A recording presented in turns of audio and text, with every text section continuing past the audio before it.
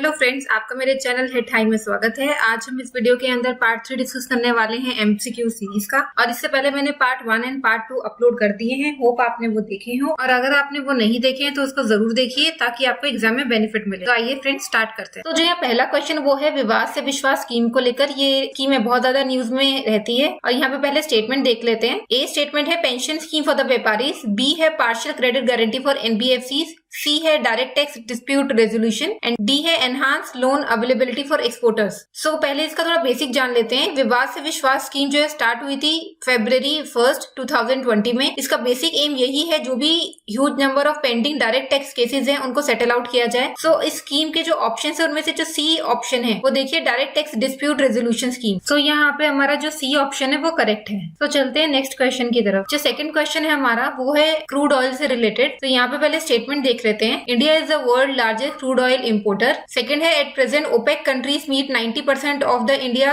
Crude oil demand. So यहाँ पर वो करेक्ट स्टेटमेंट पूछ रहा है। यहाँ पे मैंने कुछ पिक्चर्स लगाई हुई, आप देख सकते हैं कि जो क्रूड ऑयल होता है जो भी हम इंपोर्ट करते हैं उसमें से हम काफी सारे प्रोडक्ट बनाते हैं, जैसे कि डीजल, जेट फ्यूल या फिर हेवी फ्यूल ऑयल या फिर एलपीजी। तो सारे उस ऑयल से एक्सट्रैक्ट किए जाते हैं। यहाँ पर मैंने ग्राफ लगाया है जिसमें ओपेक कंट्री का जो शेयर है इंडिया ऑयल इंपोर्ट्स में वो क्या है। तो आप देख सकते हैं जो काफी इंपोर्ट रहा है ओपेक कंट्रीज का। और 2017, 18, 19 और 20 किस तरह से ये शेयर नीचे गया है। तो आप ये देख सकते हैं कि यहाँ पर ग्राफ के अंदर 2021 के अंदर जो अभी ओपेक कंट्रीज का शेयर है वो 80% से नीचे रहा है। सो यहाँ पर जो स्टेटमेंट सेकंड दी गई है at present OPEC countries mean 90% the India crude oil demand, तो ये गलत है क्योंकि यहाँ पे चार्ट में क्लियर है कि वो 80% से नीचे रह रहा है। यहाँ पे लिखा है India is the world largest crude oil importer, तो ये गलत है क्योंकि इंडिया वर्ल्ड का third largest crude oil importer है। सो यहाँ जो हम ऑप्शन देख लेते हैं उसमें से जो डी ऑप्शन है नाइदर 1 और नॉट 2 ये करेक्ट ऑप्शन है। तो जो नेक्स्ट क्वेश्चन है वो है सिंजर माउंटेन से रिलेटेड। ये न्यूज में आई थी और पूछा गया क्वेश्चन में कि कहाँ लोकेटेड है। तो यहाँ पे मैंने जो पिक्चर डाल रखी है उसके अंदर सिंजर माउंटेन्स की लोकेशन क्लियरली बता रखी है। आप देख सकते हैं यहाँ इराक में और सीरिया के ऑलमोस्ट बॉर्डर एरिया पे सिंजर डिस्ट्रिक्ट के पास है सिंजर माउंटेन। और इसके अलावा इराक का जो मेन कैपिटल वो है बगदाद। तो ऑप्शन सी है इराक एंड सीरिया, ये करेक्ट ऑप्शन है। सो नेक्स्ट जो क्वेश्चन है वो है मिशन से रिलेटेड। यहाँ पे आप देख सकते हैं Perseverance rover, hope mission and InSight mission sometimes seen in news related to. तो नीचे यहाँ 4 स्टेटमेंट दी गई हैं। फर्स्ट स्टेटमेंट है studying far side of the moon, B है अर्थ ऑब्जर्वेशन मिशन, सी है studying the planet Mars and D है asteroid impact deflection assessment. So ये जो तीनों मिशन है ये बहुत ज्यादा न्यूज में रहते हैं। सो इनका बेसिक एरिया जो रिसर्च है वो है मार्स। तो जो ऑप्शन सी है वो करेक्ट है। और आपको हर मिशन की कंट्री और वो मिशन किस कंट्री से रिलेटेड है वो पता होना चाहिए एग्जाम पॉइंट ऑफ व्यू से। तो आइए बढ़ते हैं नेक्स्ट क्वेश्चन की तरफ। नेक्स्ट क्वेश्चन है एम्परर पेंगुइन से रिलेटेड। ज्यादातर ये न्यूज में रहते हैं क्योंकि ज्यादातर ये कोल्ड एरियाज में पाए जाते हैं। यहाँ पर मैंने पिक्चर में शो कर रखा है ज्यादातर जो पेंगुइन्स होते हैं वो southern half of the world में पाए जाते हैं। और इसके अलावा जो एम्परर पेंगुइन्स होते हैं वो एंटार्क्टिका में मिलते हैं। और large part of Antarctica is covered with the ice and यहाँ पर ह्यूमन की एग्जिस्टेंस काफी कम है, basically for the research purpose के लिए है। बट आइए स्टेटमेंट देख लेते हैं। फर्स्ट स्टेटमेंट है emperor penguin is the shortest of all living species and is endemic to Antarctica. Second है it is the only penguin species that breeds during the Antarctica winter. Third है disappearing sea ice impacts emperor penguin directly and the animal use it as a home base for the breeding season. यहाँ पे वो correct statement पूछ रहा है। So जो emperor penguins होते हैं वो शॉर्टेस्ट नहीं होते हैं, वो लार्जेस्ट होते हैं। और इसके अलावा ये सेकंड के ये एंडेमिक टू एंटार्क्टिका में ही है क्योंकि कोल्ड एरिया में रहते हैं तो ये वहीं पे ही एंडेमिक है। सेकंड स्टेटमेंट है it is the only penguin species. ये स्टेटमेंट सही है क्योंकि ये जो स्पीशीज है एम्परर पेंगुइन की ये विंटर सीजन में ही ब्रीड करती है। Third option is also correct क्योंकि यहाँ पर जो सी आइस है जो भी ग्लोबल वार्मिंग की वजह से सी आइस बहुत ज्यादा डिसअपियर हो रही है तो वो इनको डायरेक्टली इंपैक्ट करती है क्योंकि इसी टाइम पे इनका ब्रीडिंग सीजन होता है। सो हम करेक्ट ऑप्शन देखें तो 2 और 3 यानी कि सी ऑप्शन करेक्ट। इस क्वेश्चन में सक्षम के बारे में पूछा गया है, ये किस मिनिस्ट्री से रिलेटेड है। तो फर्स्ट ऑप्शन है मिनिस्ट्री ऑफ रेलवे, बी है ministry of civil aviation, C है ministry of women and child development and D है ministry of petroleum and natural gas. तो यहाँ जो आंसर है वो इसका ministry of petroleum and natural gas. तो नेक्स्ट क्वेश्चन देख लेते हैं। नेक्स्ट क्वेश्चन काफी ज्यादा न्यूज में भी रहता है और काफी बार इससे रिलेटेड क्वेश्चन हर एग्जाम में ऑलमोस्ट पूछे गए हैं जो कि काजीरंगा नेशनल पार्क से रिलेटेड है। तो यहाँ पहले स्टेटमेंट देखते हैं। Kaziranga national park host 90% of the world great one horn rhinoceros. Then B है Kaziranga is recognized as the important bird area by the bird life international for the conservation of avi flora coral species. Third है it is declared as a world heritage site by UNESCO. So यहाँ picture के अंदर देख सकते हैं कि ये असम के अंदर है काजीरंगा नेशनल पार्क। इसके आसपास देखिए अरुणाचल प्रदेश एरिया है और यहाँ भूटान है, गुवाहाटी है। सो ये बेसिकली कहाँ पड़ता है, असम के अंदर पड़ता है। इसकी लोकेशन यहाँ दिखाई गई है। सो अगर हम स्टेटमेंट देखें तो काजीरंगा नेशनल पार्क होस्ट 90%, मतलब स्टेटमेंट पूछा गया है कि 90% वन हॉर्न राइनोसेरोस यहाँ रहते हैं। सो यहाँ जो ये 90% लिखा हुआ है ये गलत है। यहाँ पर 2/3 रहते हैं, यानी कि 75% अराउंड यहाँ पर आएंगे। जो सेकंड स्टेटमेंट है ये बिल्कुल करेक्ट है, क्योंकि इसमें लिखा हुआ है important bird area by the bird life international. तो ये ऑर्गेनाइजेशन है एक जिसने इस एरिया को एक इंपॉर्टेंट बर्ड एरिया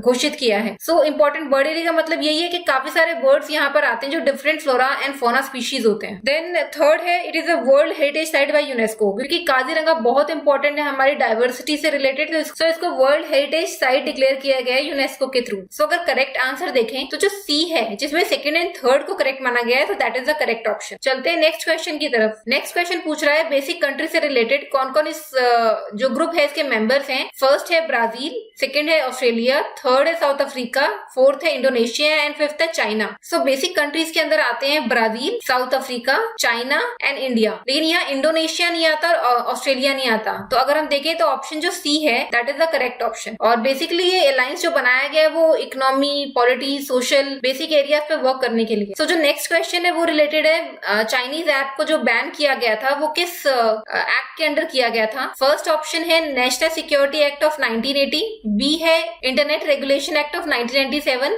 सी है information technology act of 2000 and D है नन ऑफ द अबव। तो सी ऑप्शन जो है उसमें जो इंफॉर्मेशन टेक्नोलॉजी एक्ट 2000 लिखा गया है इसके अंडर ही इसको बैन किया गया था। आइए बढ़ते हैं नेक्स्ट क्वेश्चन की तरफ। सो जो नेक्स्ट क्वेश्चन है वो पोलियो से रिलेटेड है। वेरी कॉमन है पोलियो प्रोग्राम, आपको पता है कि वैक्सीनेशन के लिए हमारे इंडिया में चलाया जाता है और बेसिकली इसकी जो स्टार्टिंग थी वो 1995 से शुरू की गई थी और इंडिया ने 2014 के अराउंड खुद को पोलियो फ्री घोषित किया था। अगर हम देखें स्टेटमेंट में, polio is a potentially deadly disease that affect the nervous system. Second, polio infection is easily preventable by the vaccine. C, in 2010 India has declared polio free after 3 years on 0 cases. तो अगर हम polio को देखें यहाँ पर तो एक तरह का ये वायरल डिजीज होता है और बेसिकली हमारे नर्वस सिस्टम यानी कि जो हमारा ब्रेन और जो स्पाइनल कॉर्ड है उनको सबसे ज्यादा इफेक्ट करता है। यहाँ पे आप देख सकते हो ये न्यूरॉन्स होती है। न्यूरॉन्स क्या होती है, वो सेल्स होती है जो हमारे ब्रेन और हमारी रीढ़ की हड्डी यानी स्पाइनल कॉर्ड में प्रेजेंट होती है। सो बेसिकली अगर कोई बच्चा इससे इन्फेक्ट हो जाता है पोलियो से, सो उसको ये सारे सिम्टम्स आते हैं जैसे फीवर होना, सोर थ्रोट होना, सर में दर्द होना, वॉमिटिंग होना, फैटीग होना। बट जो बेसिक बड़ा सिम्टम होता है, सो पोलियो का जो बेसिक अटैक होता है वो है पैरालिटिक पोलियो, जिसमें क्या होता है जो भी हमारी जो न्यूरॉन्स होती हैं वो डैमेज हो जाती हैं, जो मसल्स को सप्लाई करती हैं। न्यूरॉन्स का मतलब जो भी सेल्स जो होती हैं वो हमारी मसल्स को सप्लाई करती हैं वो डैमेज हो जाती हैं, जिसकी वजह से क्या हो जाता है हमारे जो लिम्स होते हैं यानी कि जो हमारे पैर होते हैं वो पैरालाइज हो जाते हैं। सो अगर हम स्टेटमेंट की तरफ देखें तो पोलियो एक डेडली डिजीज है जो हमारे नर्वस सिस्टम को अफेक्ट करता है, तो ये स्टेटमेंट करेक्ट है। सेकंड देखें तो अगर पोलियो वैक्सीन, पोलियो जो इन्फेक्शन है वो वैक्सीन से ट्रीटेबल है, बिल्कुल सही बात है। पर जो थर्ड स्टेटमेंट जहाँ पे लिखा है कि 2010 में इंडिया को डिक्लेयर किया था पोलियो फ्री, तो ये स्टेटमेंट गलत है। तो यहाँ पर अगर देखें तो फर्स्ट एंड सेकंड जो स्टेटमेंट है वो करेक्ट है। So option C is correct. आइए बढ़ते हैं नेक्स्ट क्वेश्चन की तरफ। ये जो क्वेश्चन है इलेक्ट्रोल बॉन्ड से रिलेटेड है। ये क्वेश्चन मैंने फ्रेंड्स आपसे पार्ट 2 में पूछा था। सो इसमें पहले स्टेटमेंट देख लेते हैं। The electoral bond is a bearer banking instrument to be used for funding all the political parties. Second है during the purchase of electoral bond RBI as a authorized bank में call for an additional know your customer document if it deems necessary. And third statement है RBI has kept limits on the purchase of electoral bonds. So यहाँ पर हम answer देख लेते हैं। यहाँ पे इनकरेक्ट स्टेटमेंट पूछी गई है। So जो फर्स्ट स्टेटमेंट है उसमें लिखा हुआ है इलेक्ट्रल बॉन्ड फंड करता है सारी पॉलिटिकल पार्टीज को। ये स्टेटमेंट गलत है क्योंकि ये सारी पॉलिटिकल पार्टीज को फंड नहीं करता है। ये कुछ पॉलिटिकल पार्टीज को फंड करता है जो कि representation of people act of 1951 में रजिस्टर्ड होती है। इसके अलावा सेकंड स्टेटमेंट में अगर हम देखें तो यहाँ पे लिखा हुआ है आरबीआई का ऑथराइज्ड बैंक है। तो यहाँ पे आरबीआई ऑथराइज्ड बैंक नहीं होता, यहाँ पे एसबीआई ऑथराइज्ड बैंक होता है जहां से इलेक्ट्रल बॉन्ड परचेज किए जा सकते हैं। यहाँ थर्ड स्टेटमेंट है, देखिए यहाँ पर लिखा हुआ है कि ये इस पे लिमिट लगा रखी है। तो यहाँ पे लिमिट नहीं होती है, मिनिमम लिमिट होती है लेकिन मैक्सिमम लिमिट नहीं होती है। मिनिमम लिमिट होती है 1000 रुपीज से स्टार्टिंग होती है और मैक्सिमम कोई लिमिट नहीं होती। तो अगर हम देखें तो स्टेटमेंट 1, 2 एंड 3 तीनों इनकरेक्ट है। So answer is 1, 2 and 3। सो ये लास्ट क्वेश्चन है इस पार्ट का और इसके अंदर पूछा गया है कि जो लिथियम ट्रायंगल है वर्ल्ड में किस रीजन को लिथियम ट्रायंगल कहते हैं। तो यहाँ पे कंट्रीज दी हुई है, आपको ये बताना है कि इनमें से कौन सी कंट्री लिथियम ट्रायंगल मिलकर बनाती हैं। तो फ्रेंड्स कि आपको मेरा वीडियो पसंद आया होगा और मेरे चैनल को लाइक एंड सब्सक्राइब करना ना भूलें। अपना फीडबैक मुझे जरूर दें। इसके अलावा मैं नेक्स्ट पार्ट लेकर आऊंगी, उसमें लास्ट क्वेश्चन का आंसर मैं आपको उस पार्ट में डिस्क्राइब करूंगी। Thank you.